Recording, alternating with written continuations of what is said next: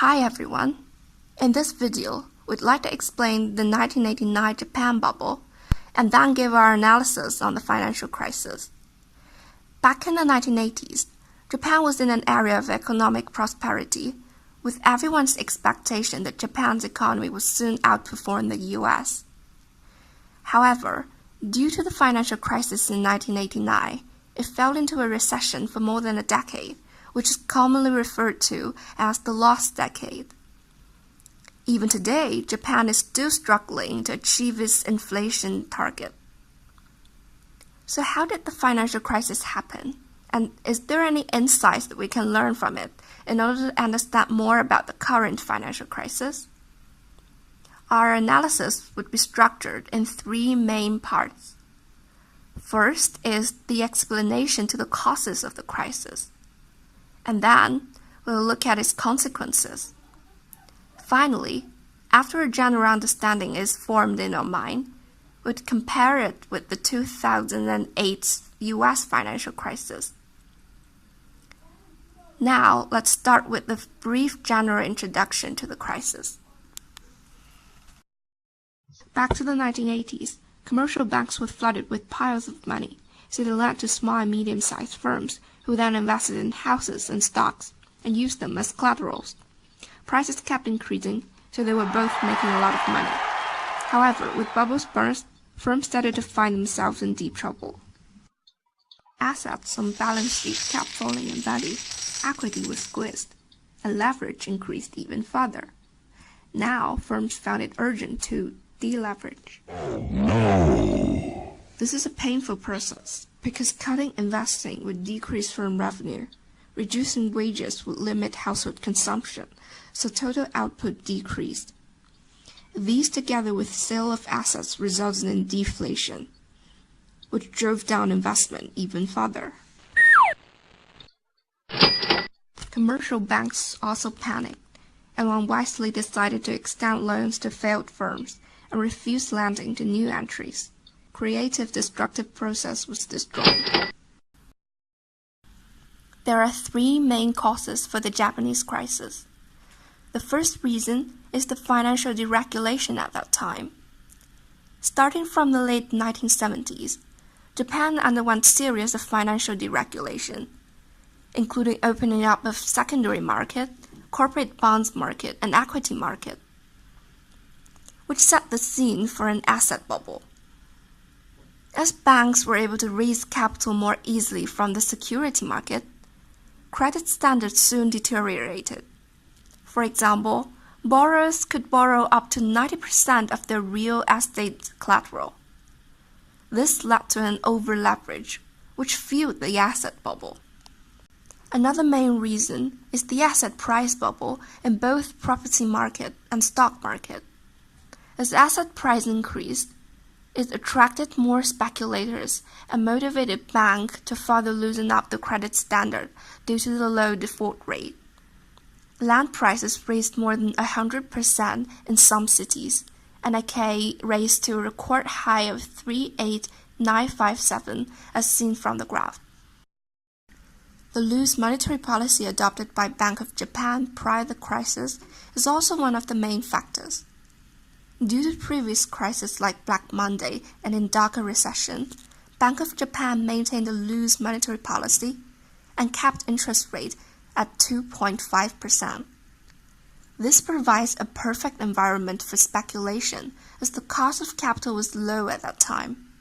Let's look at this graph. The red line is the BOJ's discount rate, and the blue line is the Nikkei 225 index.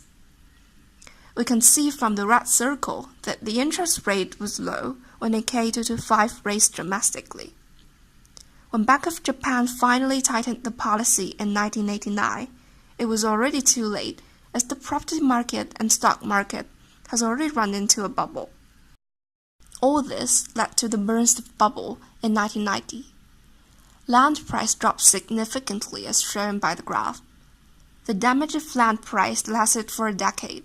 For example, the land price in commercial area of Tokyo in 2002 was just about 25% of the peak value. For the stock market, Nikkei dropped from 39,000 in 1989 to 15,000 in 1995. Today, Nikkei is just at around 18,000, and this is still far lower than its peak value in 1989. We can see from the graph that the Japan stock market is merely recovering after more than a decade of sluggish performance. Now let's look at the consequences of the crisis. Japan's economy went into a collapse, and the growth was sluggish for more than a decade. From the graph, we can see the real GDP and nominal GDP both increased at a low level after the crisis. The prolonged recession caused by the crisis, which is commonly called the lost decade, was much longer than that in an average financial crisis. This makes Japan one of the areas frequently studied by economists. So why did Japan went into such a prolonged recession? One of the main reasons proposed is the suppression in investment and consumption after the crisis. For households, they had to deleverage from the crisis and hence increase saving. For banks, they had to clear up bad debt compiled during the crisis and also decrease borrowing. So corporations were unable to obtain the capitals they required. In fact, many large financial institutions felt bankrupt after the crisis, and the dramatic burst of bubble shaken the confidence of investors in Japan's economy. All these factors finally led to deflation. Deflation led to a downward spiral. Due to deflation, consumers and investors would rather hold their capital rather than to invest, as they expect the real value of capital would increase without doing anything, and hence this lowers consumption and investment, which further exacerbated the deflation problem and led to a downward spiral. Another key problem after the crisis is the liquidity trap. Liquidity trap means the central bank cannot stimulate the economy through monetary policy. Its nominal interest rate was kept at around 0% after the crisis. Bank of Japan cannot further lower the nominal interest rate. However, the real interest rate was still high due to negative inflation rate. Even massive government spending were unable to lift the economy from the decade of recession. In the following section, we will compare the 1989 Japan bubble with the 2008 US financial crisis. The largest similarity is the real estate bubbles. We can see that both countries' real estate market soared to an unsustainable rate before the burst of bubbles. Both bubbles were partly caused by the loose credit standards of banks, although the magnitude of Japan's bubble is much larger than the US. From the graph, the dotted blue line represents Japan's land price before and after the crisis, while the dotted red line represents that of the US. Although land price in US dropped at a much faster speed, it showed signs of recovery recently. For Japan, the adjustment of land price is much longer, and it took more than a decade. Secondly, due to the Endaka recession in Japan and burst of technology bubble in the US before the crisis, both central banks were reluctant to raise interest rate, worrying it would prevent the recovery of market. The low interest rate environment in turn encouraged excessive leverage in Japanese corporations and US households. After the crisis, both Bank of Japan and Federal Reserve tackled the crisis by massive monetary easing program. For Bank of Japan, discount rate was held at around 0 from 1995 till today. For the US, the low interest rate and quantitative easing program lifted the US stock market and also depreciation of US dollar after the crisis. The third similarity is the prolonged balance sheet adjustment in both countries, which led to a slow recovery.